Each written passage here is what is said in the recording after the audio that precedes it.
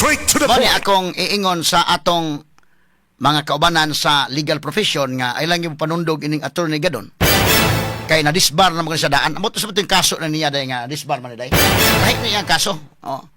So ug mao ni iyang sinultian day against mahigalas korte, disbar ka ng kalakiha.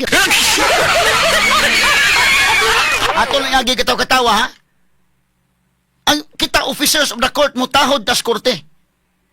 Mo cooperate tas korte. Dili mga higala mangita kag laing remedy. Unsay available nga mga remedies diha? Panalitan mga kaso mga kaigalan di man ang malikayan gyud. Nga ang kaso nimo mga kaigalan magsugod sa kuan hierarchy of course gud agikan mahigala sa kinini ang MTC, RTC, Court of Appeals padung na Supreme Court. Unya pagkahuman kinini ang og panalitan unsay may tabo sa mong kaso di pangita naglaing remedyo diha unsay mga pamagi. Ha? Na kini mga higala pretig niyang sukua. Kini mga kaigalaang pag-dismiss sa Supreme Court without prejudice pamani. Pero ang iyang kalagot mahigalab tuta ko ng Supreme Court. Tiya mo na akong ikatambag sa tanan nga katutuan kato mga nang retired na sagdin lang to sila. Ato na sa nang respetaran sa ila sad mga higalang mga opinion. Ay ila na lang po na mga kaigalaan no. Total wa naman sila mahigala mag-practice. So okay na sila na lang, ha? Although gusto kong tatanga sila po mga higala mo ay model sa mga practicing lawyers o labi pas mga bag-o pa.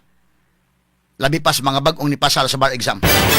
Pero sige na lang, mauna ilang gusto, ilan lang sana. Pero alang sa mga active practicing lawyers, ako nalipay ko karon nga ang Integrated Bar of the Philippines. Ang organization sa mga abogado sa Tibok Pilipinas. Ang IBP's National Ginaiken. Ni-issue nag-statement. Kalisod bang kayo mahigala makabuag sa taan eh?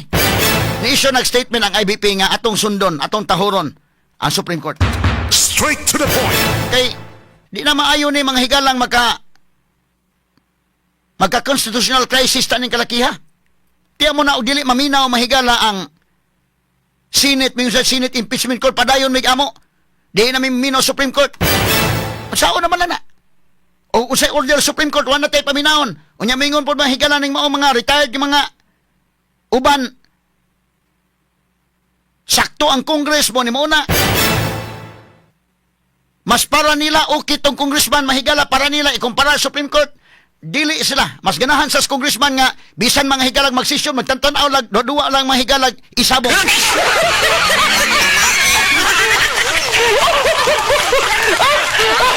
Dili tanan ha, pero hibaw ta mahigala doon ay mga tarong daghan mga congressman sab. Pero hibaw ta mahigala doon na po uban din ha. Nga udili pa lang ni mga anak daag mga politiko, bisa pa ganig wa pa mahinog mahigala sa di gani mahimong presidente silang sus marusip. Unya imong ikumparar anang Supreme Court mga sukit tig paminaw. Basta ilang yung gusto may matuman. O so dili tana kining kang gadon mahigala imong pagpanundog gid ini. Wa na lang kay ko musubay mahigala ining iyang kuan kay wa man ay personalan ni atong komentaryo mahigala na disbar na ni. So karon nakadungog ko ining iyang sinultian makaingon gyud ka nga kini inani nga klase sa sinultian against the court, against the Supreme Court. Dili lagi iglagyo mahigala nga madisbar ka gyud ang kalakiha.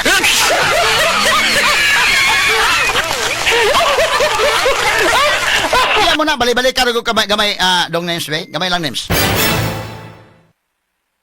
Haman tong kang gadon. Kani, sige. Siding with Sarah. Ako nga, dinisbar ako for a much lesser offense. Samantalang si Sarah, katakot-takot na pagmumura, katakot-takot na pagbabanta ng pagpatay ang ginawa niya, hindi siya dinidisbar.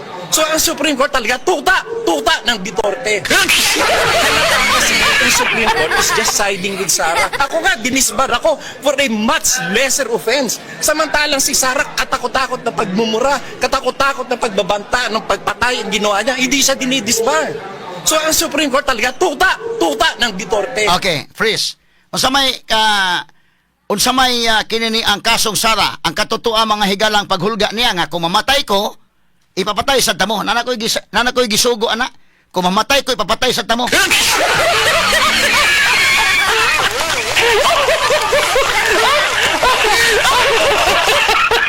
Hindi mahigala, ato lang ni mahigalang iklaro ba? Nana may decision Supreme Court So dili maayo nga magka-constitutional crisis ta unya atong giawhag labi na to mga bag-o pang pasal sa bar exam ayaw gyud mo panundog ining attorney gadon.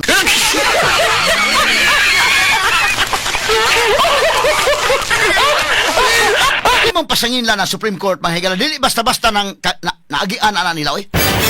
Mahimo ka mahigalang Justice Supreme Court. Kinahanglan ka dili lalim ha. Pagkuha nimo sa kursong abogasya, di ba pwede kag matudlo ka ng Justice Supreme Court di ka abogado. Naipasar kag bar exam doon na kay mga serbisyo sa gobyerno o serbisyo sa private sector nga dunay exceptional ang imo mga higalang mga nahimo diha. So na-appeal ka sa shortlist. Di ba pagka basta-basta ma-appeal sa shortlist o wa kay integridad, kumpleto na ha. Ang imo mga higalang abilidad sa imong pagkaabogado o ang imong integridad o unsa ka nga pagkatao. Dili basta-basta na. Ini mahimo na kang Justice Supreme Court, mahimo kang dili basta-basta. Daghan mga higala nga mga limitations kani di kani kadaghan maka lakaw-lakaw ka bisag asa lang. Ha? Sumo ni mga higala nga kini ang atong hatagan sa igong pagtahod.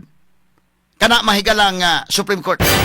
Unya pasangin lang Tutan Duterte ang nagsuwat ani si Justice Leonin, Marvic Leonin. Tinudlo ni panahon mahigalang Presidente Noynoy Aquino. Hasta tinudlo mahigalang Marcos nga justice niingon nga sakto ning atong gihimo. Kay basura ni mga higala ang impeachment batok ni Sara Duterte. Straight to the point. Iya mo na mga kaigalan aside sa ato nang gisulti ba. Nga ang Supreme Court sa ilang pagduwa-duwa diri sa ubos balay balauranan niingon si Marvic Leonin asa man to balik ko to si atong quote ni Marvic Leonin dong. Justice Marvic Leonin names. Ay man to katong quote ni Justice kanio. It is not our duty to favor any political result. Ours is to ensure that politics are framed within the rule of just law. Straight to the point. Limang ka anak mga higalang pagkasulta. Dili mi. O mi apil na inyong pamulitika. Ang giunsa ninyo na diha. Tiyan mo na mga higalag unsay kalaki dito sa lower house. Gipangutana sa Supreme Court bitaw. Gipangutana sa di sa mutubag. Unsa may nahitabo sa tulo ka mga impeachment complaints. Unsa may nahitabo adto. Unya kining napasaka sa Senate. Ay man to napasaka sa Senate. Ang ilang tubag Supreme Court tanawa ra god names. Ay man to tubag na Supreme Court. Para mahagpat na tong maayo ha. Hagpaton tong maayo may galaki sabay kurting dili ilang giisnam ang Supreme Court tanawa. Akong basahon ha. Respondents most respectfully beg the indulgence of the Honorable Court and convey the need to decline responding. Imagine ka na, dili sa mo tubag, dili sa mo answer, mga higala sa paragraph F, paragraph G, paragraph H, and further respond to inquiry I. Unsa man na nga mga inquiry Supreme Court, kana nga mga inquiry mga higala, kanang paragraph F, nangutan ng Supreme Court as to the articles of impeachment transmitted to the Senate, unsa nga komitiba ang nagpreparar sa draft of the articles of impeachment when it was completed. Nangutan ng Supreme Court og unsa nga komitiba og when it was completed. Niingon sila, respondents most respectfully beg the indulgence of the Honorable Court and convey the need to decline. Could just imagine that? Dili sa mutubag sa paragraph F gipangutana sila unsa man nga komitiba kanang impeachment nga napasaka sa Senate unsa nga komitiba ug kanus ani na kumpleto ang inyong pagpreparar. Ikaduha kanang paragraph G unsa may giingon na as to the articles of impeachment transmitted to the Senate when it was circulated to the members of the House of Representatives and whether it was circulated to all the members of the House of Representatives. Nangutan ng Supreme Court anak mga kaigalaan. Nangutan ng Supreme Court mga sukit ng paminaw kung kinini ang kanus anak gi-circulate. Kanahibaw ta pagka February 5 mao na mga higalang usa ka adlaw lang na transmit ngadto na dayon sa Senate mga sukit ng paminaw mura bang nagduwa-duwa lang tag tubig-tubig ba. Mo na kung yun, kung believe kay kung pagkasuwat Supreme Court, wa sila mga higala. Bahala mo din ha, kamo mga politiko, kay kini mga politiko, bisa ka mga kampanya hala, magsayaw-sayaw, magkanta-kanta mo, bahala nagmutuwad na sila diha.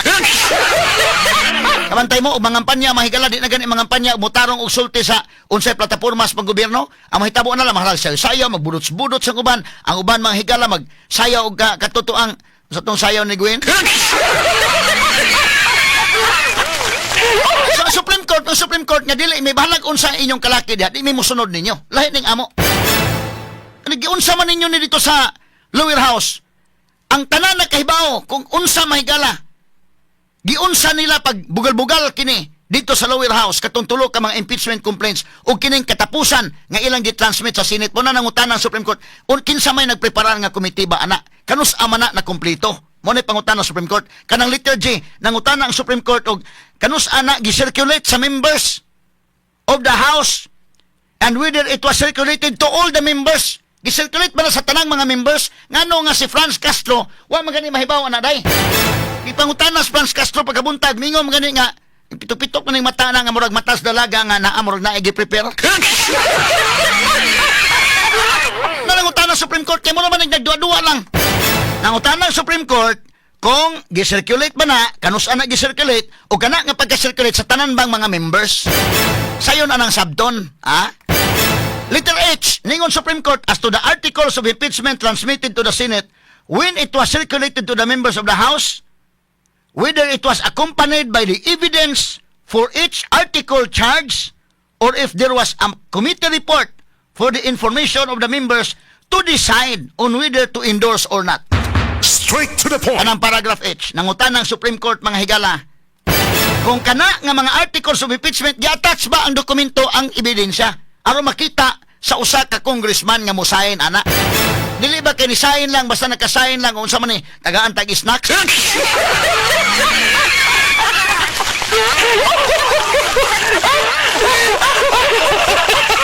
So nangutan ng Supreme Court kanang paragraph I or paragraph J, ingon Supreme Court as to the articles of impeachment transmitted to the Senate, whether each of the members of the House had time to peruse the charges and evidence before affixing their consent. Di ba kana? Nangutan ng Supreme Court. Straight to the point. Kana bang mga membro sa House do na bay igong panahon? Ha? Do na bay igong panahon pagpiros ni anang charges o sa mga ebidensya sa dili pa nila pirmahan? Ha? Nangutan ng Supreme Court day. Duda mga limang ka nagpinirmahay lang dito lang pinirmahay mga higalang kabaga anang articles of impeachment unya human sayon na kayo mga higala na pas-pas kay pagkapirma mo nangutan ng Supreme Court unsa man do na chance ang mga congressmen. So sa daktod nga pagkaistorya nga kamong naminaw na koron istorya lang tag tinuod ba? Ha? Klaro-klaro lang ba? Kadtong pagka-submit sa articles of impeachment dito mahigala sa Senate, nakabasa ba ang mga congressman adto hasta ang iyang mga ebidensya before sila ni affix sa ilang signature diha? Wa to baga nila ang Supreme Court. Niingon sila, respondents most respectfully beg the indulgence of the Honorable Court and convey the need to decline responding. Imagine ka day? O ikaw practicing lawyer ka imong i-stab ang Supreme Court ana. Ha? Sakto ka na pagkaistorya ha?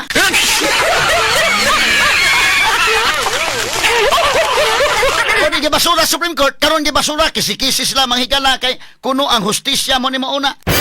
Yun sa man diha mo nang Supreme Court ni barog sila tinuod.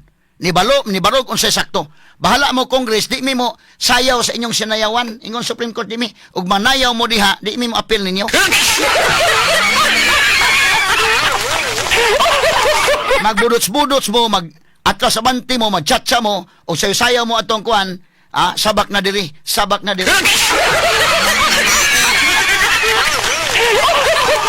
Dili mi mo appeal ninyo. Mo na pagkasultiya Supreme Court. Mo na inyong Supreme Court duha ka rason nganong ibasura tani. Number 1, nakalapas sa 1-year bar.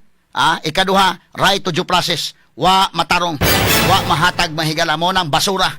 Straight to the point. Og ang nagsuwat mahigala si Justice Marvic Leonin, tinudlo ni panahon mahigalang Pinoy. Hastang tinudlo ni Marcos nga justice ni ingon, naghiusa sila nga ibasura tani di ni maong gihimo sa Congress. Straight to the Di point. ni maong gihimo sa House of Representatives. O karon na, misulti na Supreme Court. wa tay lang mahimo kundi ang pagsunod. Otherwise, aduna tay constitutional crisis. Kining mga senador, niya ay mga senador nga di mo sunod ning uban. Apan ang uban mo sunod. Kita mo ingon ta, sundan ninyo. Ano man kamo mga senador, kamo maoy mga tigbantay, tigpanday balaod. Kamo mo'y magbabalaod. Hinganlan mo mga legislators. Kamo'y mo panday og balaod. Imagine kamo nga nagpanday sa balaod, dili mo sunod sa balaod nga inyong gipanday. Sa may tabo. Kung ang mga magbabalaod mismo dili mo sunod nas balaod nga i-interpret sa Supreme Court, how can we expect the ordinary people to abide the law kung ang ato mga leaders mismo, ang mga mababalaod mismo, dili mo sunod gani sa balaod mga sukin tigpaminaw? Comment